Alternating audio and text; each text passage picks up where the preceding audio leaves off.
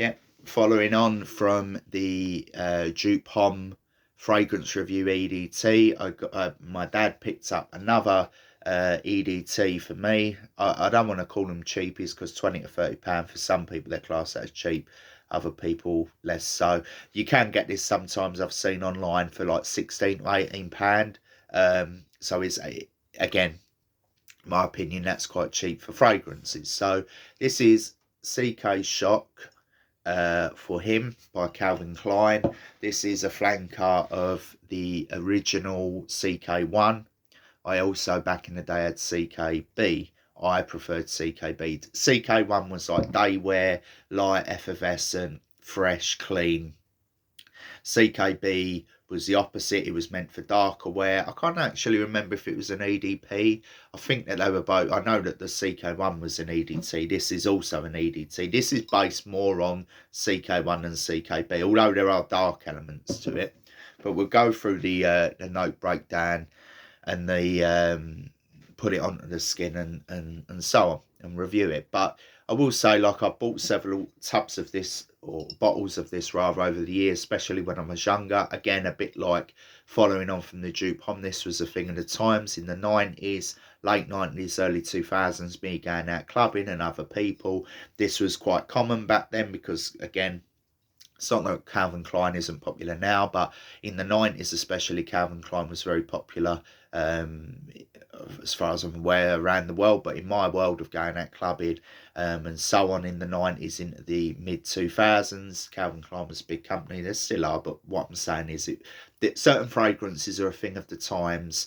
I don't tend to hear about anyone wearing this. I haven't smelt this on anyone for a long time either. So make of that what you will. So we go through the notes. So the top is lavender, clementine and cucumber. The middle is made up of cardamom, pepper, basil and osmosis, however you say that. Never heard of that ingredient before. And the base is tobacco. Didn't know it had tobacco in it. Amber, patchouli, woodsy notes and musk.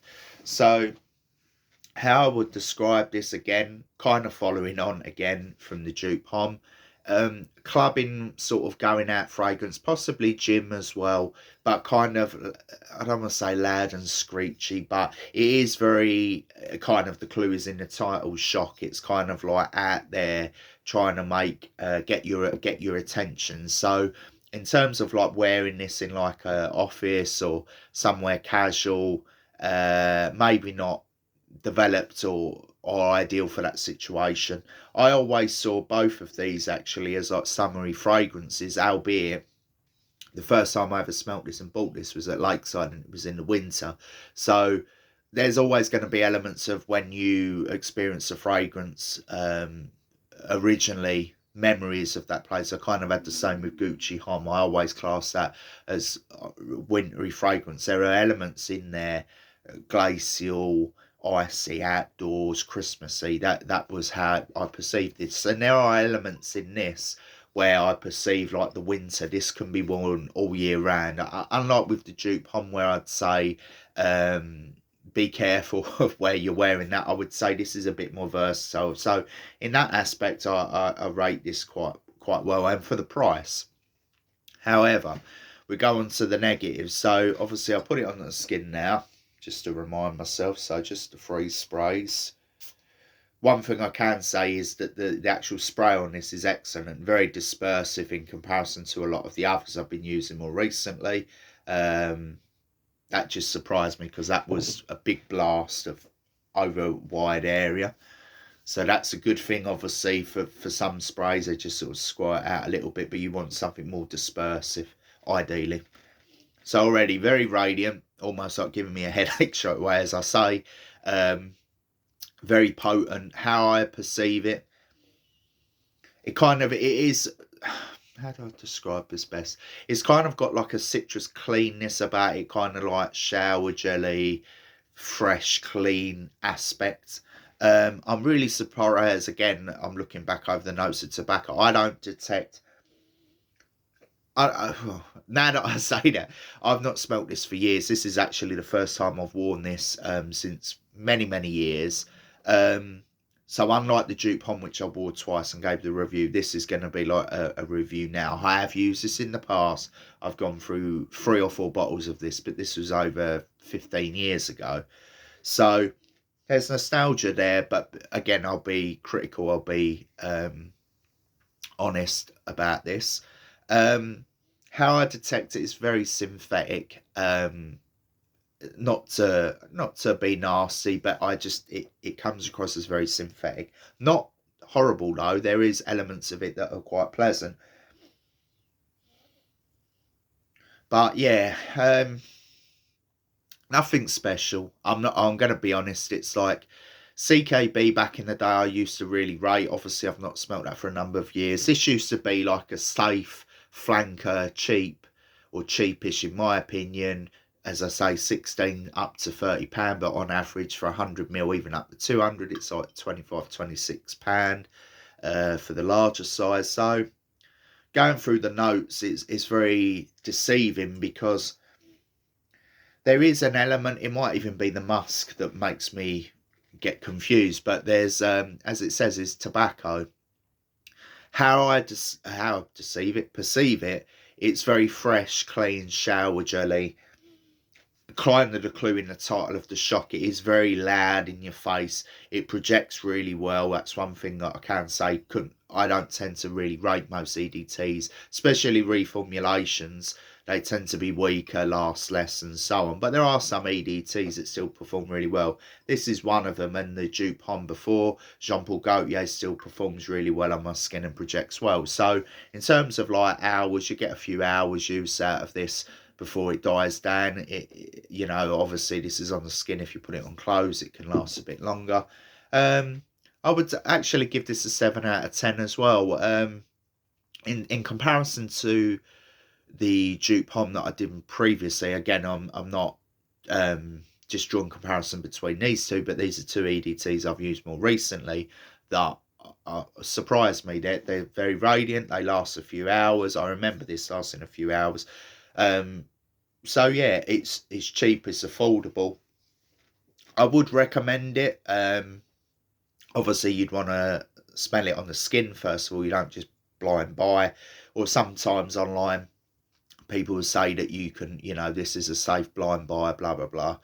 But again, you know, there's obviously nostalgia elements of me smelling this in the dupe homme from before, the previous review, that, you know, takes me back to more simpler times when going out and so on. But again, to go over and to finalise this review, good price, projects well, radiance is decent, it's an EDT that's affordable, a flanker of a very popular back in the 90s 2000s fragrance.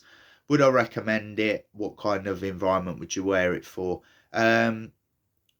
I think you would try. I would give this a 7 out of 10. So that's above average, which it is, but it doesn't do, you know, like I've got plenty of other fragrances I've given 8s, 9s, almost 10 for some, out of 10. So knowing this, there's obviously, for me, with multiple fragrances behind me, there's lots of others that I would pick over this one. However, if on a budget and or nostalgic to wanting to try this, I think it's worth it. I think for some people, again, like even myself, I've not smelt this on anyone for many years. I've not smelt this on myself for a while, again, many years. It is pleasant. It's kind of very artificial, synthetic is probably the better word. It will get your attention. It is something a bit different to what was out at the time. A lot of fragrances back then, in years after this, you got the Paco Rabanne line that was very sweet, and then you got the Armanis and the Hugo Bosses that were kind of like middle of the road, not overly sweet, not overly aggressive, maybe a bit more subtle. So you can kind of see how when I was younger and other guys were younger, you'd go through the dupe kind of Calvin Klein journey, shall we say, and then on to, like, you know, Lacoste and Hugo Boss, and then you know, you get a bit more money, or you're working a better job, say, and then you buy your Armanis and so on. So that was kind of how it used to be, not just for myself, but other guys around me. I can remember this because I have a fairly decent memory. So yeah, nothing really more I can say. A 7 out of 10 for the CK Shock. In terms of explaining, I've explained it quite well. I think it's more, or it was designed as a clubbing fragrance. It's a flanker of CK1. Um, so yeah, going over the notes again, it surprises me about the tobacco. There is an element of like a spiciness in there. Looking again, it does mention pepper and basil, or even that osmosis, of something I've never heard of before. But yeah, it is pleasant, it's wearable, it's nothing special. Hence, I give it a 7 out of 10. I was expecting like a 5, 6 out of 10 because it's very synthetic. But one thing I can say is it's cheap and it lasts quite well and it radiates off, at least on me, on my skin. So overall, a 7 out of 10. Nothing more else I can say. So I hope whoever sees this, they find this review helpful. So yeah, I'll end that there.